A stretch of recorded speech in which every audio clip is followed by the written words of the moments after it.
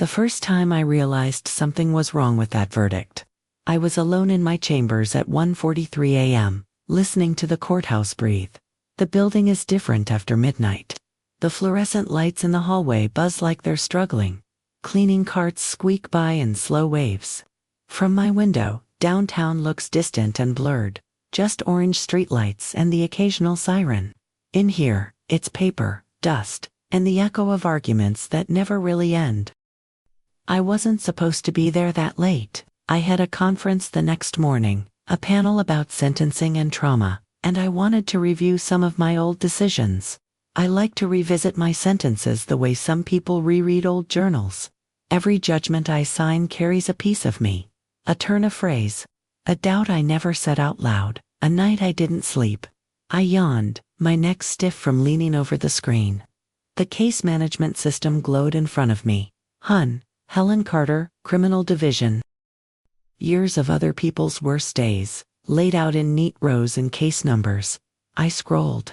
Assaults, robberies, domestic violence, murders. I remembered each one, at least enough of it. The photos, the witnesses, the defendant who couldn't stop shaking, the woman who stared me down as I sentenced her, like she was memorizing my face for later. This job doesn't let you forget easily. And then I saw it. Case No. CR 328719. State of Ohio v. Elias Foster. Charge: homicide with special circumstances. Cruelty, mutilation, concealment of remains. I clicked. The file opened, and before I read a word, something in me tightened. The kind of tension that starts at the base of your skull and crawls upward, slow and electric. The summary was almost clinical. No sensational language, just facts. The victim found in an abandoned basement, body altered in significant post-mortem intervention of unknown nature, no weapon recovered, scene partially degraded. That word shouldn't have bothered me, but it did. Degraded. Like someone had erased patches of reality with a dirty eraser. I kept reading. Victim's name, medical examiner's report, crime scene notes. Something about the details made my stomach twist, and at the same time, none of it rang a bell. Nothing. It was like reading a stranger's nightmare. Then I hit the last page. My breath caught. There, above the digital time stamp and court seal, was my name. Sentence ordered and adjudged by Helen Carter. My signature. My routine closing line. It is so ordered. I stared at it. I have a lot of doubts in my life, but here's one thing I'm sure of. I remember my murder cases. I remember the teen who shot his friend over a pair of sneakers, and the way his mother sobbed when I remanded him. I remember the first time I saw crime scene photos of a child. I remember standing in my bathroom that night, gripping the sink so hard my knuckles went white, wondering if I was still supposed to believe in justice. But nothing. I remembered nothing about Elias Foster. I paged back up and reread the victim's name. The more I looked at it, the slipperier it became. I had to sound it out in my head like a foreign word. Every time I looked away, it vanished. I'd drag my eyes back down and think, didn't I just read this? Pressure started behind my eyes. The reasoning in the sentence sounded like me. The structure. The way I weighed aggravating and mitigating factors. The careful, almost obsessive attachment to precedent. It was my style. The wording, the pattern. It was like reading something I'd written in a different life. And yet I had no memory of the trial, the lawyers, the defendant. I'm old-fashioned. I still print certain decisions and keep them in binders. I got up, scanned my bookshelf, and pulled 2019 felony homicides. My hands shook just enough to make the plastic sleeves whisper as I flipped. There it was. CR 3287, -19 paper. Ink, my name at the bottom, my blue ink signature, the little extra pressure on the curve of the C in Carter where I always press harder. I ran my fingertip over it. Still nothing. I swallowed, sat back down, and went to the media tab in the system. Every sentencing in my courtroom is recorded. If there had been a hearing, there'd be audio. There was, Sentencing, CR 328719, Courtroom 4D, a small gray icon, time-stamped exactly 3 years earlier. I clicked, there was a crackle, the sound of papers, chairs shifting, the ambient echo of my courtroom. Then a voice, this matter is now before the court. State of Ohio versus Elias Foster. My voice.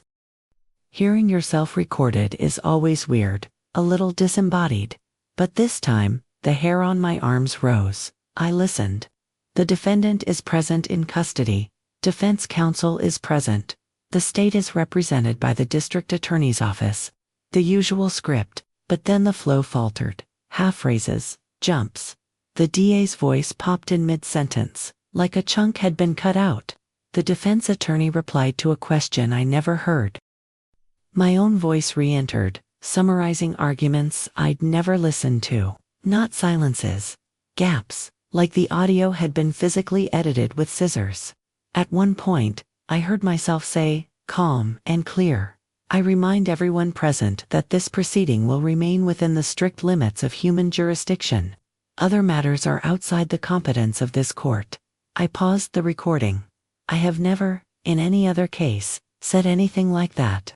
Human jurisdiction. I rewound 30 seconds and played it again, searching for context that might justify that sentence. There wasn't any. Right before it, the audio jumped. Right after it, the DA's voice cut back in. That line just hung there, like a nail sticking out of a finished wall. I let the audio play until it reached the actual sentencing. My recorded voice grew suddenly sharper, like the room got smaller. Having considered the evidence, testimony, and all statutory factors, this court now pronounces sentence. I knew the rhythm by heart. I've delivered those lines hundreds of times.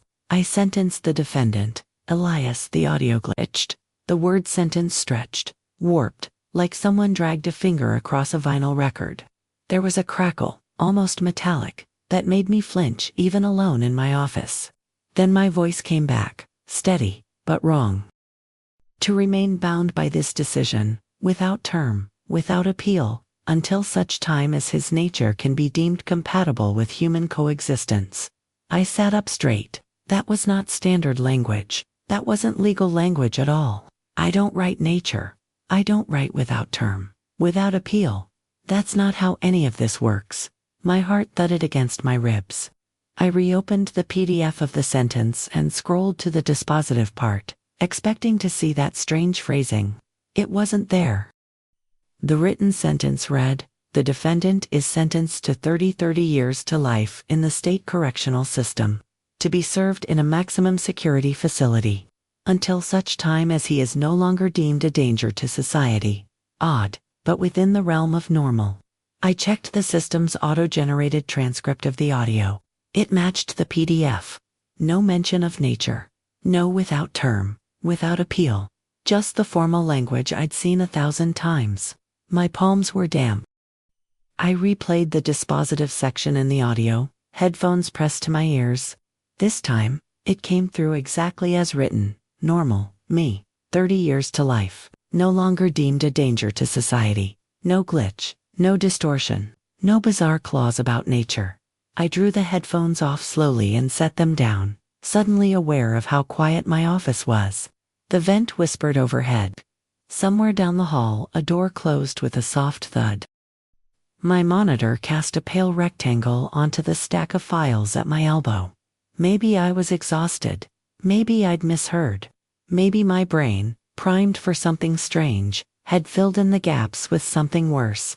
I shut the computer down, grabbed my bag, and stepped out into the hallway.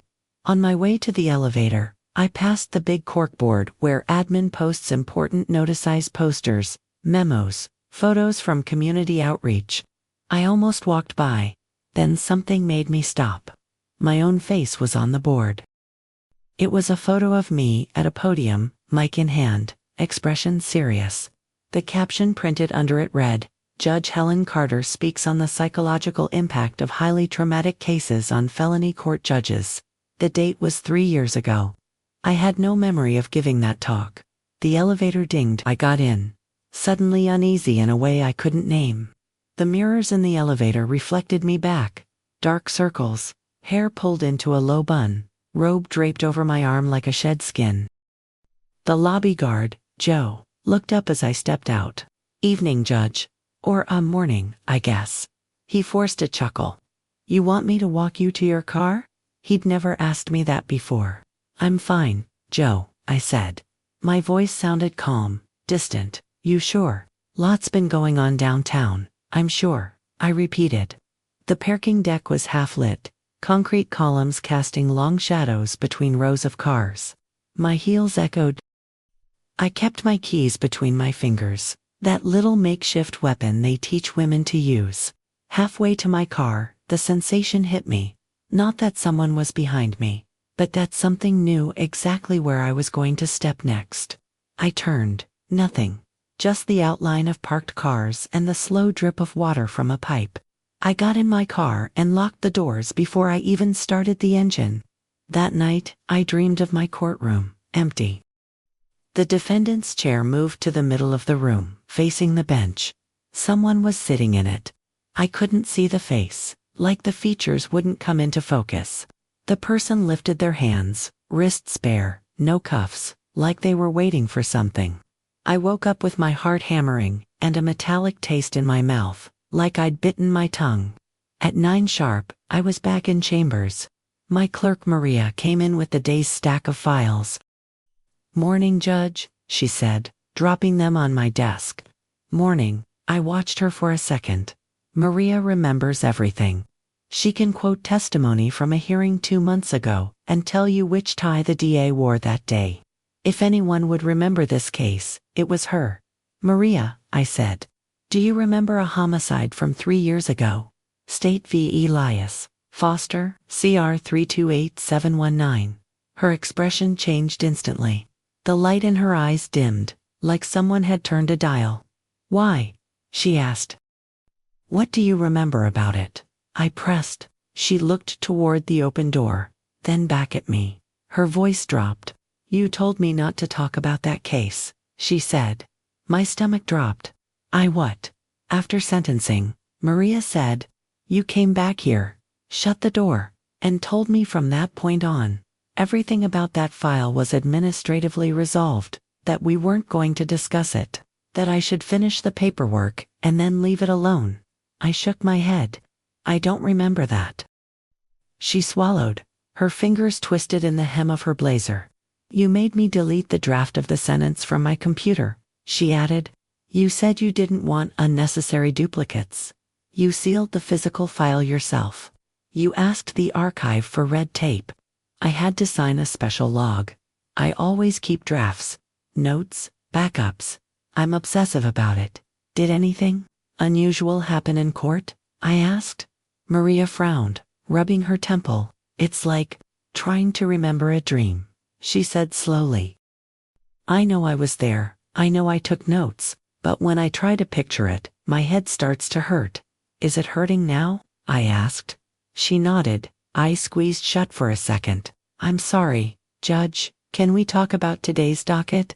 I need to get those pretrial motions ready." I let her go, not because I wanted to, but because her hands had started to tremble, and sweat had collected at her hairline. By lunchtime, I couldn't stand it anymore. I went down to the records room in the basement. It's always cold down there. Rows of metal shelves, the air heavy with paper and something like mildew. The records clerk, a thin guy named Alan, glanced up from his monitor when I walked in. "Judge Carter," he said, "what can I do for you?" "I need the physical file for CR 328719, I said. "State v. Elias Foster." He typed, squinted at the screen, then at a ledger on his desk. "That one's flagged restricted," he said. "Judge-only access, so you." He gave a nervous laugh. He disappeared into the stacks. I listened to his footsteps fading and returning. When he reappeared, he was holding a thick brown folder wrapped in red tape. Across the front, in black marker, in my own handwriting, were the words, CR 328719, do not open without court order. Sign here for the removal. "Judge," Alan said. I signed. My last name looked ugly and rushed on the clipboard. Back in chambers, door locked, Blinds drawn, I set the folder on my desk. The wax seal over the knot of tape bore the court seal and my initials. For a second, I just stared at it. Fear doesn't always look like screaming and running. Sometimes it's this stillness inside your own body, like you're waiting to see if your heart will keep beating. That's what it felt like as I picked up the letter opener and cracked the wax. Inside the folder, instead of a stack of motions and reports, there was a single envelope with my name on it. Not Hun, Helen Carter. Just Helen, in my own handwriting. My hands went cold. I opened it. It was a one-page letter, filled with my handwriting, a little slanted, like I'd written fast. Helen, if you're reading this, it means you broke your own rule. You promised yourself you wouldn't come back here. You agreed to let this one sink. You said you'd live with the gap and call it mercy. I know you. You don't tolerate gaps. You don't tolerate not knowing. That's why I'm writing this. There are things your mind can't hold and stay intact. You learned that in this courtroom. You saw what it did to everyone else. The DA forgetting his own questions mid-sentence. The defense attorney losing his voice twice in a row when he tried to describe the defendant. The court reporter typing entire pages of gibberish that turned out to be blank. You remember the photos that wouldn't load, the body cam footage that kept freezing when it panned across his face, the autopsy report that came back with the victim's name smeared into static, the jail intake file that printed with no identifying information, like the system refused to see him. You insisted on going forward anyway. You said there had to be a record. Even if we didn't understand what we were looking at, we had to judge. That's what we do. We are the filter. They warned you. He warned you. I stopped reading. Every instinct I had told me to put the letter back in the envelope and throw it in the shred bin. Instead, I kept going. You already know this, even if the details slide when you try to focus.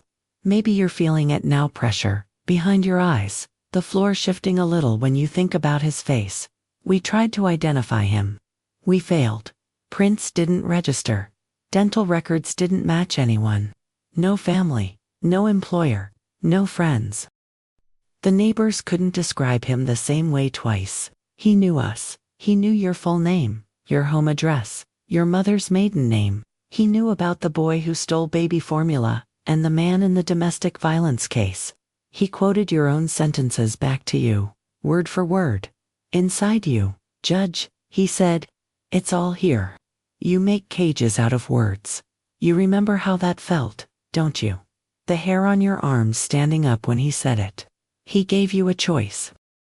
If you put me in your system, he said, I stay. I don't go away. I move. From cell to cell, staff to staff. Anyone who looks, anyone who remembers, I spread. If you judge me, you keep me. Or, he said, you can refuse. You can say your court's not competent. You can say you can't see me. Then I go find someone else, someone who will. You thought he was threatening you, but you weren't sure who he was threatening more, himself or everybody else. You did what you always do. You wrote a sentence. You forced him into the system. You wrapped him in paper and protocol and called it justice. You bound him to a judgment. And then the forgetting started. You saw what it was doing to you, to the DA, to the staff. You saw the glitches in the recordings, the gaps in the transcripts, the faces blurred on video. You watched the prison psychiatrist forget his own interviews. You tasted metal every time you signed your name. So you made another choice. You sealed the file. You limited access. You wrote this letter and told Maria never to bring the case up again. You agreed to live with the hole in your memory. If you're reading this, it's already too late. Stop now. Close the file. Tear this up. Do not dig. Do not pull the audio again. Do not look for him. Memory is a door, Helen. Not every door needs to be opened twice. That was the end. No signature. The last line slanted downward, like my hand had faltered. I read it again, and again. Certain sentences slid right off my mind as soon as my eyes moved. I had to force myself to go back, to pin the words down, to resound them in my head. You make cages out of words. If you judge me, You keep me. They felt like splinters.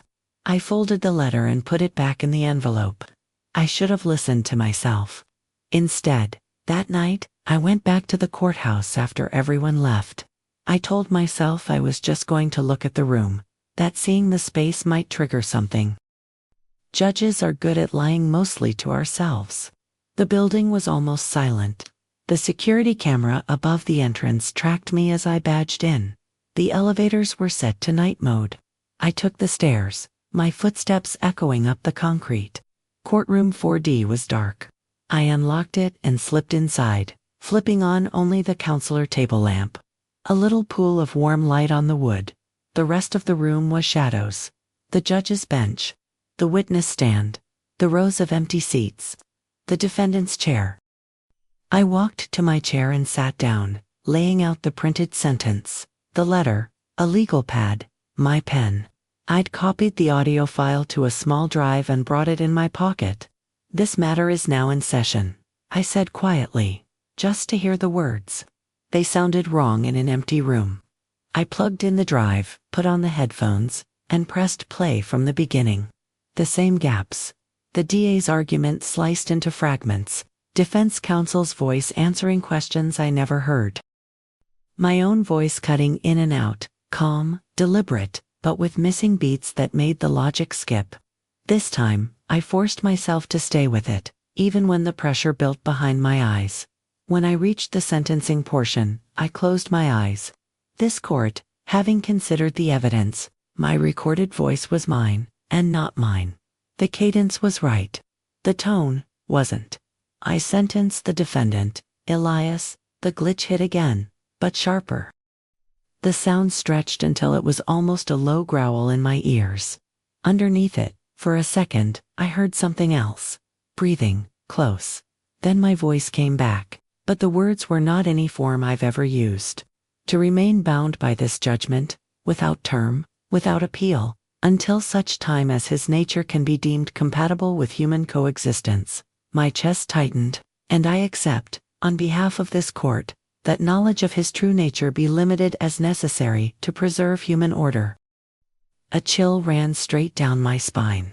Understanding that remembrance shall be treated as harboring. The last word came out almost like a whisper, but I hadn't whispered it. The recording clicked off. The courtroom was so quiet I could hear the faint whir of the exit sign. I took the headphones off. For a long second, I didn't move. Then, slowly, I stood and looked down at the defendant's chair.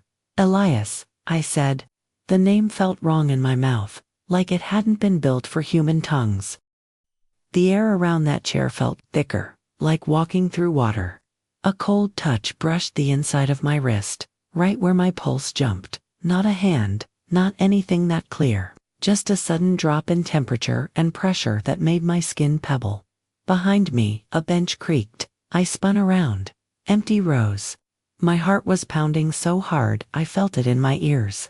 Memory is a door, I whispered. My own words, thrown back at me from the letter.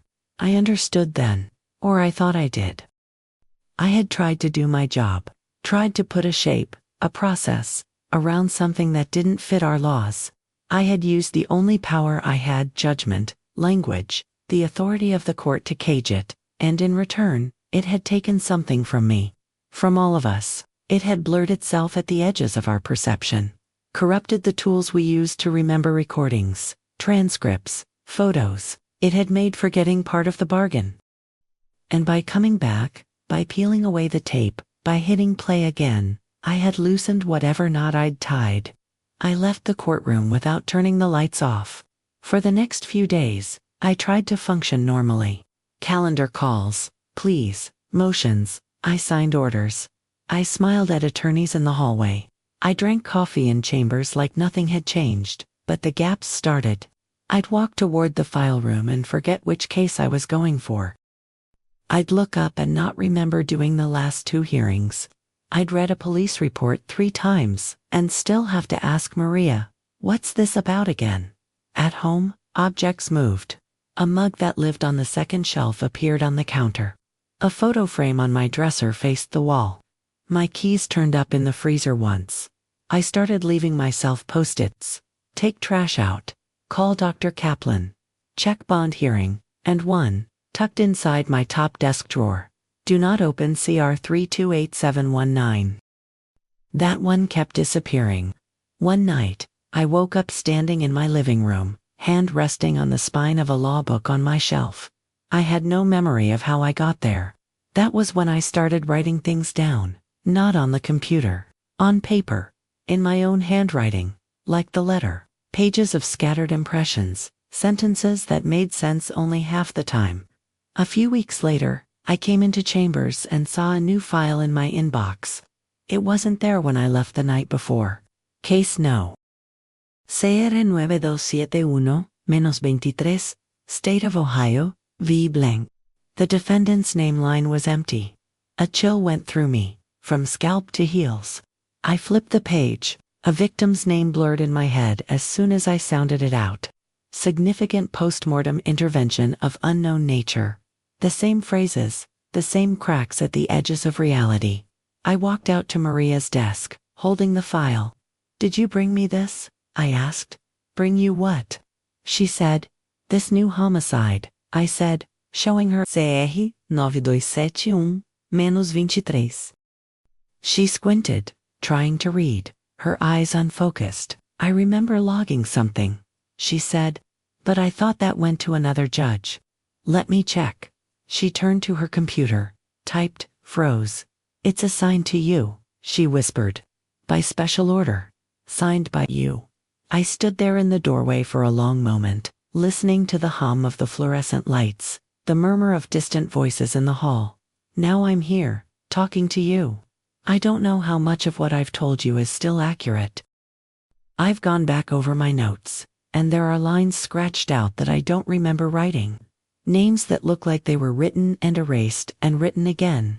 Some pages I can't look at for more than a second without that pressure building behind my eyes. But this part is true. There is at least one case on my docket that I should remember and can't. There is a verdict with my name on it, that feels like someone else signed it with my hand. There is a gap I tried to live with and then tore open. I don't know what happens next.